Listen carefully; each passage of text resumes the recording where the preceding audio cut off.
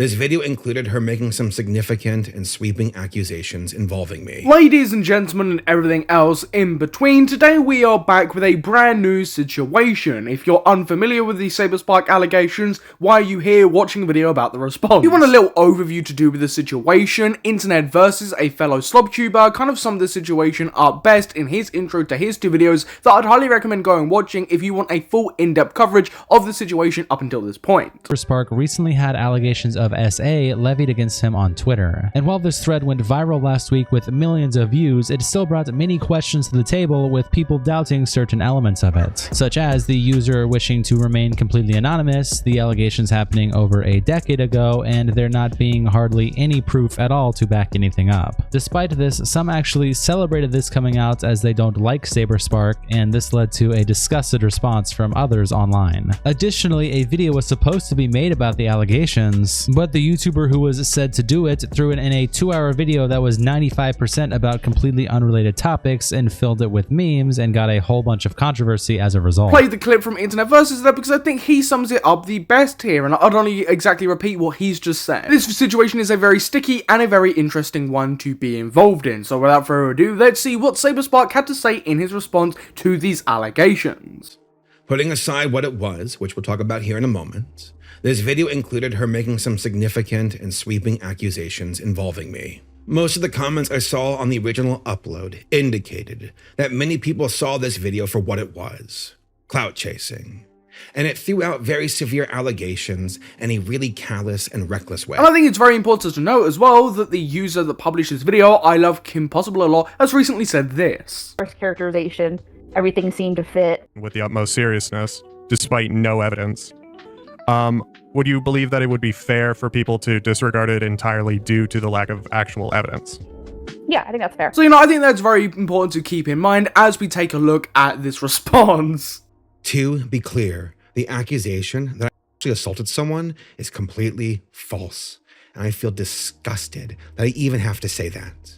I've had sexual partners before in the past, but we have always abided by enthusiastic and reciprocated consent. Immediately in the first few minutes, Saberspark has immediately tried to dispel this allegation that he SA'd someone. He's very clearly denying all accusations around this in this clip. This is a positive that Saberspark has put this towards the beginning of this video, showing that, he's denying this allegation, he's trying to dispel this said allegation. I think he should have made it more direct and more simplistic to, just come straight to the point. Actual reality of the situation appears to be the result of what I believe to be a hit piece. From what I've seen, it seems that KP and a person by the username of BronyFandom were working together to push this story, and I have evidence to prove that. But more than that, what KP's video actually does is extremely dangerous. There is loads of screenshots of tweets and of posts that very much make it seem like this is a hit piece. How they talk about this video, the excitement, the watch party, the times of it, which Saberspark is no doubtly and evidently about to show.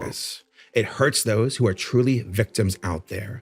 And this is not how you do things when it comes to people's lives. And this is an overall critique of a lot of online allegations, how they are presented, how they are formatted, how they are put out to you, the viewer, and how they deal with such a delicate situation, and this whole rhetoric of guilty until proven innocent, and not the other way around, innocent until proven guilty. None of this is necessarily a new thing. This is an issue that has plagued internet allegations, or allegations that have been platformed online for some time.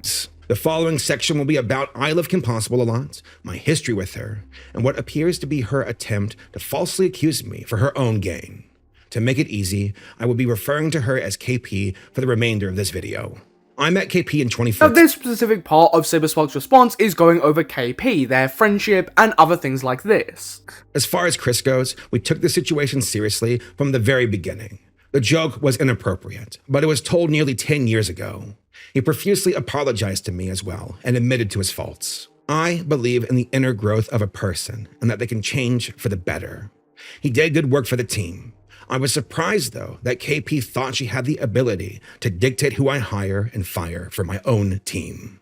On February 5th, 2025, KP emailed me again, but this time with false allegations. This email very much reeks of an ultimatum, that they didn't get what they were looking for or didn't see the result that they were expecting from Saberspark, so decided to send that email almost like a threat. Add on to this, I will fight you for the truth, tone your whole last email and the Twitter thread is drenched in, undermines the actual issues of the conversation, on top of assuming I'm going to publish falsifiable information. End quote. However, incorrect information and hearsay was included within the release video. Not much I can add or really say about this, but yeah, that is the case. But I have to play this clip again because I just think it is absolutely hilarious playing it alongside this response. With the utmost seriousness, despite no evidence. Would you believe that it would be fair for people to disregard it entirely due to the lack of actual evidence? Yeah, I think that's fair. You could have basically just uploaded that clip and kind of left it there. I wouldn't even have to look at the response, just, leave it there. She also stated that the reason she messaged my members of my team instead of contacting me directly was that I, quote, triggered the shit out of her. And at the end of the email, she told me to never contact her again. This email reads as completely irrational and that they have this huge vendetta against Saberspark. Very clear they have a personal bias and they weren't in the space to deal with a huge situation like this, especially against somebody they have such an innate bias towards. Which has led to just a hugely messy situation and a awful video. Leading up to the release of KP's video, she was telegraphing her intentions and who they were against. She advertised a video schedule, a watch party, a YouTube premiere, and a slew of other posts in order to build up hype for her expose. Of course, like I already previously said in this video, it's very clear that this video was meant to be a hit piece. It was meant to be a video that tried to destroy Saberspark. It was meant to have a full effect. They made it like it was an event. Not only has that aged horrifically badly and shown KP's true intentions, it also just shows a complete lack and disregard of care towards these allegations and taking this actually seriously and dealing with this situation in a proper, well-meaned manner. It's very clear that KP wanted this video to reach the maximum amount of people possible and make it like this massive community event, like it's this brand new fun thing to do, which that in itself is heavily critique worthy. Was primarily advertised as breaking the news of my false allegations, but the section in question was only 5 minutes and 40 seconds long. According to this interview with KP hosted by Slug Entertainment 2, uploaded on May 5th, 2025, KP admits that the story she featured was purely hearsay and had no substantiated evidence. So, just to be as objective as possible here, so what you're saying is that basically the evidence that you were given was more personal circumstance and hearsay rather than like objective evidence? Correct. And when it comes down to people's testimonies and hearsay, of course, they might have a bias, a different outlook of the situation, how they perceive that said situation. If there's no evidence, there just really isn't a lot to go off of. If there is no tangible evidence to actually take a look at, and it is just hearsay and testimony, are you really going to believe that people are actually going to take you seriously and believe this? And that's exactly why KP has said this. With the utmost seriousness, despite no evidence. Would you believe that it would be fair for people to disregard it entirely due to the lack of actual evidence? Yeah, I think that's fair. Without evidence or any substantiated proof, what are you actually meant to do in this situation? There's a rhetoric and a narrative that goes around about believing all victims regardless of evidence and proof that they can provide. But that is a heavily flawed rhetoric and narrative to go along with. It's something that can lead people to getting in trouble and lots of false allegations to wildly spread. Something that is always seen on the internet. It's always that rhetoric now of guilty till proven innocent. They didn't have any Skype logs or anything because of how long it was ago, and we did ask, so. Were there other people that went in to verify these claims, or were there other attempts to verify the claims being made? Not to my knowledge. The clip being shown here just goes further along to prove what I was just saying. The video would be unlisted and eventually removed from KP's channel the same day of its premiere, following a massive public backlash against it. This is genuinely as well how I personally found out about this situation, and how I know a lot of people found out about this situation, is that the release of this video was so heavily flawed, how they promoted it, how they announced it, how they went about it, and then for them to immediately take it down, it caused a lot of drama and controversy around it, which brought brand new eyes to the situation that really weren't interested in the situation up until this point. On Twitter, I was ridiculed, with many people calling me a predator. This was due to the initial sensationalized traction of Brony Fandom's post. But then the post itself began to receive pushback. This is something we see more and more frequently online with allegations, is that an allegation will be made, a lot of people will hop on it because they don't like the certain individual, will celebrate that they are getting a certain set of allegations and act in an extremely rash way, immediately believing the allegations without any proof or substantiated evidence, and then it comes back to bite them in the ass because it turns out that, you know, this video is surrounded by controversy, there's no substantiated evidence or proof, and, you know, in their own words, with the utmost seriousness, despite no evidence. Would you believe that it would be fair for people to disregard it entirely due to the lack of actual evidence? Yeah, I think that's fair. you would think by now in the online space and just in general that after all the false allegations and the part truthful allegations and all the issues around allegations at this point, the people would immediately jump on allegations without any proof saying that they're true and, you know, following that rhetoric of guilty until proven innocent just because you don't like an individual. You would think that wouldn't happen as much anymore, but no, there's still a large amount of people that of course do follow that rhetoric. But as Saberspark says, that a lot of people then decided to go against the video because the flaws became pretty apparent. Due to public scrutiny over the alleged claims. Following KP's video, Bernie fandom began to backpedal, claiming that they never watched the video prior to promoting KP's upload. Bernie fandom would eventually throw KP under the bus in order to distance themselves from her video's backlash a few days later. So, what does this mean? As far as Bernie fandom goes, one of two things seem to be true. Either 1, they watched the video, approved it, advertised it, and now they're backpedaling because it did not go the way they wanted it to, or 2, they never watched the video in the first place, yet they still endorsed it. Saberspark is about to say the exact same thing that I want to say here, so let me vocalize it, right? Let me get a few more voice lines in this video going over this response. Regardless of what one it is, it's disgraceful and extremely reckless. It's an incredibly insane thing to do regardless. Either option is reckless, irresponsible, and speaks to a greater problem. See, exactly like I said, I think anybody in their right mind would see what this is. At this point in the video, I want to talk about the Twitter account Bernie Fandoms.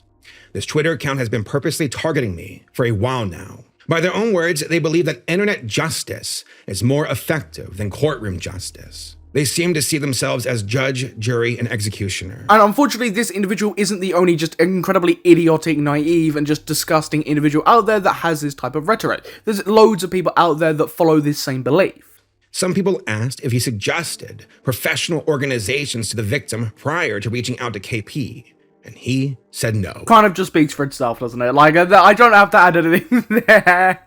There has been an ongoing weaponization of online vigilantism.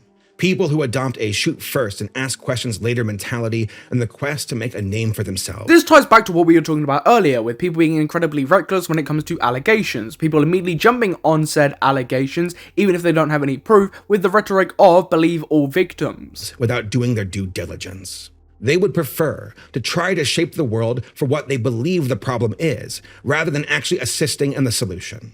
This whole situation is a perfect example of how unqualified strangers can shoehorn their way into extremely delicate situations.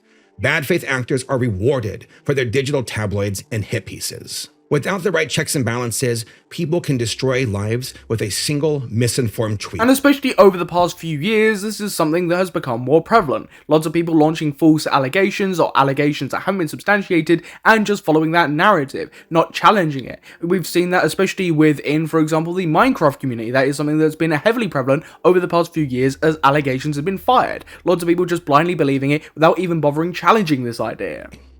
In regards to my channel, we have lost nearly tens of thousands of subscribers since the release of their video. And that is with the majority of people watching her video, calling it out for its inaccuracies and its failures. There are independent projects which I supported in good faith and made genuine connections with people that have now been ruined because of these false allegations. And I believe that was the overall goal of this calculated attack against my character.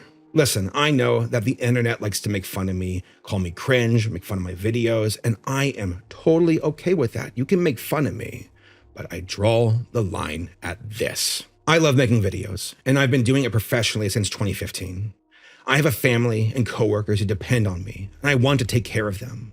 I'm not the only one who has been affected by these malicious allegations. And while I am disillusioned by these traumatic events, I am also actively exploring legal remedies in light of these false allegations to hold these people accountable for their lies and actions. I think it's incredibly interesting that Saberspark is looking into legal remedies for this entire situation. I've seen quite an outpour of respect and understanding for this idea after taking a look at the whole situation, and I'd be incredibly interested to see what KP and other people actually involved in the situation, people that levied these unsubstantiated allegations against Saberspark, would have to say about this. Despite the damage against my livelihood and my reputation, I am far more concerned about the reckless nature of internet justice.